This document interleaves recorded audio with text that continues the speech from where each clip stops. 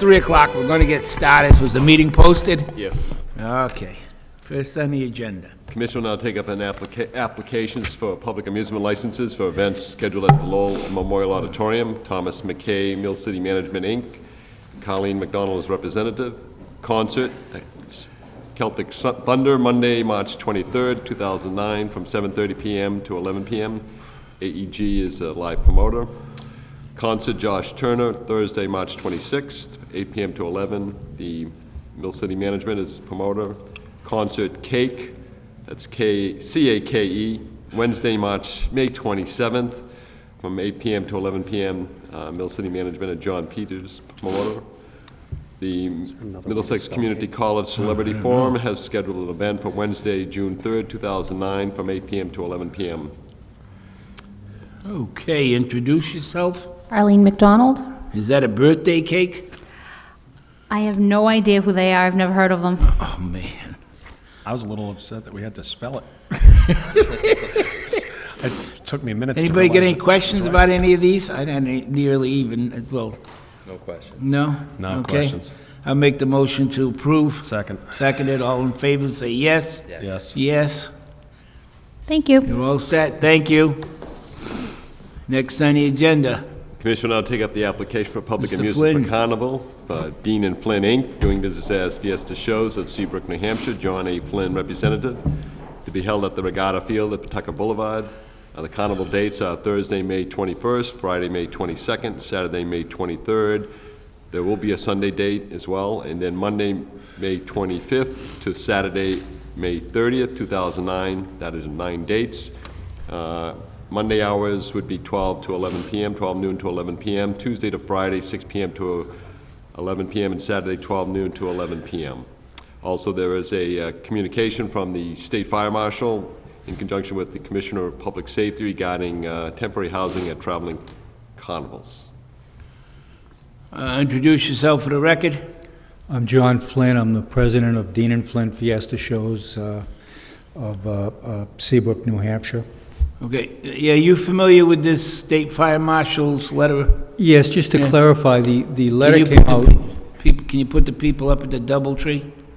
Yeah, the actual that came out from Tom, from Commissioner Gazunas, had to do with, there was I believe it was a circus and also a carnival that came into the Commonwealth, and they had converted 45-foot semi-trailer boxes for people to live in. There weren't any fire retardants in it, there weren't any escape hatches or anything. Obviously, we do have living accommodations for people, but those are commercially built and approved by the Commissioner and by the State Fire Marshal, which have ease of access. They have fire retardants and everything, smoke detectors and alarms on them, and they are inspected by the fire department. Your reputation precedes it, John. We've never had any problems, and as long as you're aware of it, I leave that up to you. Yeah, anybody got any questions? I have no questions. No questions. Okay. I'll make a motion to approve. We got a motion to Second. approve, seconded, all in favor, say yes. Yes. Yes.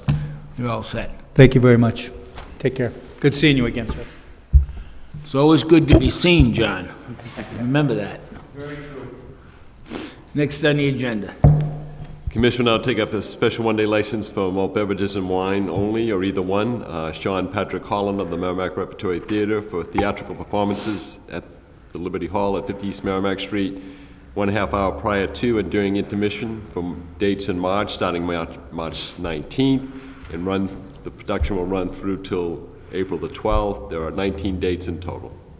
Introduce yourself for the record. Sean Patrick Holland. Okay, Sean Patrick, is this license going to be in your name? It will be under my name for... It will be in your name? Yes. Okay. All right. Have you ever appeared before us before? No, I have not. That's what these guys, they were sitting here hoping you were going to say yes. Sorry. I know that. But I'm going to give you the abbreviated version, real quick like. Give them the full. Number one, I'd make sure they had some insurance and insured me. Okay? Because you know what? When people come into the theater, most of the time, well, at least supposedly, they go out to eat, they have a couple of cocktails, and maybe they have a couple too many. Now they come to the theater, they have a couple of glasses of wine or beer or whatever, then they have some at intermission and they get in an accident and they fall down the stairs. And the first thing the police officer is gonna say, or the judge is gonna say, where'd you have your last drink? And he says, oh, I was drinking at the Merrimack Theater. And guess who they're gonna come after? You. Not the theater, not the city of Lowell, you. So I would make sure that I had something. Second, I would make sure that who was ever tending bar, because there are more than one bar set up? No, there's just No, one they bar. just have the one, then I'd be there. That, somebody say, oh, hey, Sean, go down and get, no, you go get that. My license is here at this bar, and I'm staying while it's open. If you have any doubts in your mind, any doubts whatsoever, cut them off. Cut them off. They could pop, I'm sure that people don't pop pills that go to the theater or whatever, but you know what? There are crazies involved in everything. So you have to be very, very vigilant today. And you're the guy that's putting your head on the chopping block. You're the guy that's taking that risk. So I want you to know that you're the guy that's in charge. Yes, sir. No matter what anybody tells you, you are in charge of that license. So if I give you, one quick hint, I would always have my cell phone with me, and I'd have it on a quick dial to the police department if something I felt was wrong, You end it right there, and then hopefully we're not seeing you here or reading about you in the newspaper or having you look to try to get an attorney to defend you, okay? Yes, All sir. right. Any questions? No questions. Any questions? No questions. Make the motion to approve? Second. Motion made and seconded, all in favor, say yes. Yes. Yes. Thank you. Okay.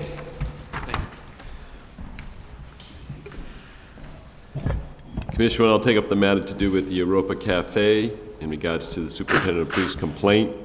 The hearing was held on January 22nd, 2009, and the licensing board is now contemplating a decision on that matter.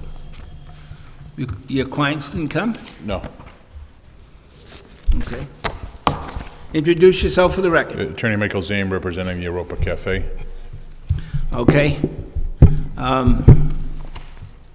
Going to leave it up to my stand on it. No, my understanding, I spoke with my clients earlier today. I did expect them to be here. I don't have my cell phone on, so I don't know whether or not they're trying to reach me to tell me that they're delayed in some way, shape, or form. I did tell them that this was, the hearing, as I understood it, had concluded, and it was basically a decision that we were waiting for. So I have no objection to proceeding if the commission feels, and the city solicitor has no objection to that. They're not here, they're not here. They had notice of it. You don't think it's serious enough that they should be present for a decision? I know they're attorneys. You can wait, they were notified, there are attorneys here. You can wait if you want to, or you can go forward. It's up to you. There's no, they can't claim that a decision was made that they didn't know about on a date and time they didn't know about it because they were notified. I have no problem with them not being here. Yeah, I have no problem with proceeding forward. I'm assuming that you've already spoken with your clients? Yes, I have. All right. And I think the last time we were here, which was several weeks ago, we were talking about options and opportunities for dealing with what seems to be the problems, or the source of the problems that we've seen coming out of there, which was that upstairs banquet hall and the parties that have been hosted there by some, I guess in both instances now, these were music CD debuts, right? Correct. Okay, so that seems to be the common thread here for the problems, and they're all happening, all these problems seem to be happening around closing time, sometime between 1 and 2 a.m. So, my biggest concern is that obviously, that hall and that hour is not an appropriate time. But I understand that the license is granted for the entire premise, both the downstairs and the upstairs, if I'm correct, right? Right, you can't, it's one single license that can't be split. Right, that was, that's where we left off at the last, Attorney Leahy was not here, was Attorney, I believe Schlegel was here for that part of it, and we had suggested and my clients have now arrived, so. We had suggested the possibility of exploring whether or not we could, as Attorney Leahy mentioned, splitting the license. The research that Attorney Leahy did and relayed to me was that you could not do that, and after reviewing the law on the matter, I agree with Councilor Leahy that it can't be done. My clients are willing to voluntarily close the upstairs hall at midnight, was this, voluntarily. And again, I know the city's concern was how do we enforce that if something happens or if they don't close the upstairs hall at midnight.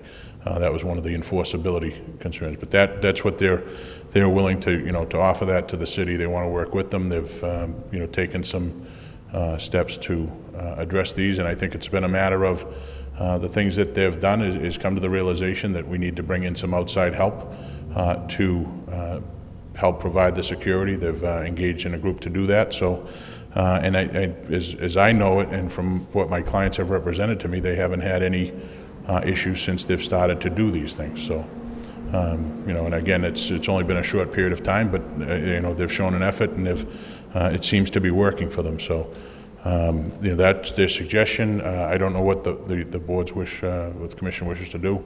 That's just they'll do it voluntarily, or you're certainly welcome to, impose whatever you'd like to see happen here. I guess my concern is it's obviously it's a very serious offense that probably calls for disciplinary action. But I guess what I would recommend is maybe, and I'll bounce this off my fellow commissioners, and I'll just put it in the form of a motion to suspend for a period, or suspend the license for a period of 3 weeks, but suspend that suspension for the balance of this calendar year, provided that the upstairs, that banquet hall, which seems to be the problem area, is closed at midnight. And if we get a report from the police coming in saying, hey, there was another function at that banquet hall that ran, we showed up there, it's 1 o'clock in the morning and people are coming out of there, then we would just impose that suspended period. So I don't know if that was clear enough as far as proposal, and I would bounce it to my fellow commissioners for their thoughts.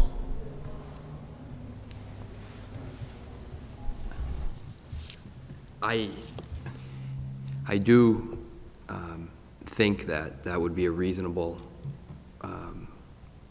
disciplinary action for the cafe. My concern is whether the city would go along with that in terms of the law department, if that's something that can be done by this board. I think it's a new way of dealing with a violation, and I think, as with any law, in any proceedings, there's some sort of evolution that takes place, and this may be a way to evolve the way we handle business here at the License Commission. But it's whether the city thinks it's an appropriate. Well, I stay away from what's appropriate. It's what you can do, what you can't do. Okay, then what can we do it? You can, although I would use, instead of having suspending a suspension, I know it's been done previously, but I think it's terms of either, a part of it stayed, or, in one of the documents you get today from the ABCC, they use the language of there's a suspension, but then they hold a certain number of days in abeyance. Either abeyance or staying it. You certainly can impose, for lack of a, for the lawyers, it would be essentially a split sentence, using the analogy that certainly it's within your power to hold something in abeyance if you so choose. Again, it's different than splitting the license, which would have been beyond your authority to do. This goes into what the appropriate punishment is that you feel is appropriate. So basically holding it for, say, a period of, in abeyance for the remainder of the calendar year, right, which was the remainder of this license subject to renewal. We could set as a term of that period of abeyance that the upstairs be closed at midnight.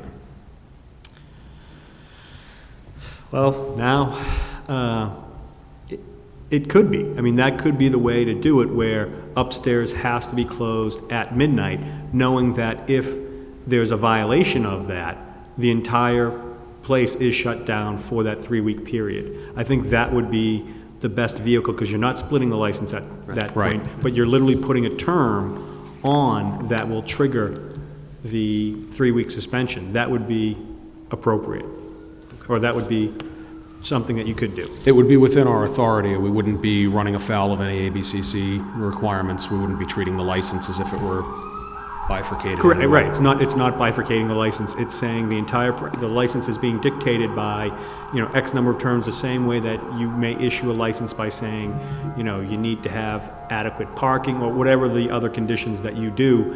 This is one condition, even though it only affects one thing, it would affect the entire license, which is a modification that you would be allowed to do as a term of the disciplinary action. Okay. All right, and I'll make that as the proposal then, that a period of suspension of 3 weeks to be held in abeyance for the remainder of the calendar year as a condition of holding it in abeyance, that the banquet hall be closed by midnight on any given night. I'll second the motion. Motion made and seconded. All in favor, say yes. Yes. Yes. Opposed? No. Thank you. Motion passes. I will say, though, I mean, look, the concern is this proceeding is, this outcome is really driven to trying to cure what seems to be the problem. All right, we're not getting problems out of the restaurant and the downstairs bar, we're getting them out of that upstairs. So that's going to be a very serious business decision for your clients to decide whether or not that's the type of business they want to continue having, lease and use that hall. Thank you very much.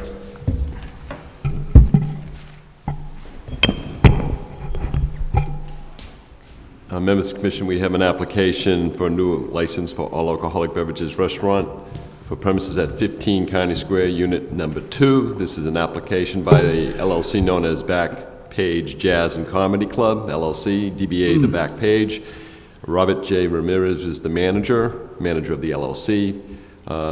Public hearing to be scheduled for March the 26th, 3 o'clock in the City Council chamber. There is a legal notice scheduled for publication in Lowell Sun newspaper tomorrow morning, March 13th, Friday, March 13th for this. This requires the applicant to notify the property owners touching in any church, school, or hospital within 500 feet. For the record, there is no church, school, or hospital within 500 feet of the proposed premises. What building is that, Brian? What building is that? Is that the Lowell old Sun Sun? building, but it's not the front, it's set in the back. It's as traditionally when the Lowell Sun trucks came out. Under the thing there? Yeah, driveway, by the, right alongside the canal. Okay. So it's going to be, The it's going housing units upstairs? No. first floor, just first floor. I know, but are there condos upstairs? Oh, yes, there's a series of condominiums, I believe, that will be involved as far as notifying. In addition to the building itself, there is a building next door that's fronts the canal. Are the condos all occupied? Well, I Developed? don't have that list, but the applicant would be getting that list from the Okay. city assessor's office. All right. It's for property owners touching. All right. Okay. And last but not least is a communication from the Massachusetts State Lottery Commission and Braintree dated March 10th, excuse me, an application for a Keno license by the business known as Charlie's at 14 Cabot Street, looking to establish Keno.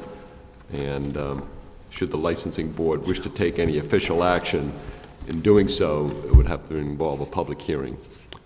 That's just a notice that was involved from the You want to do anything? Do you have a problem? I No, I don't have have no a problem with it. No. We don't have any problems over it, is it?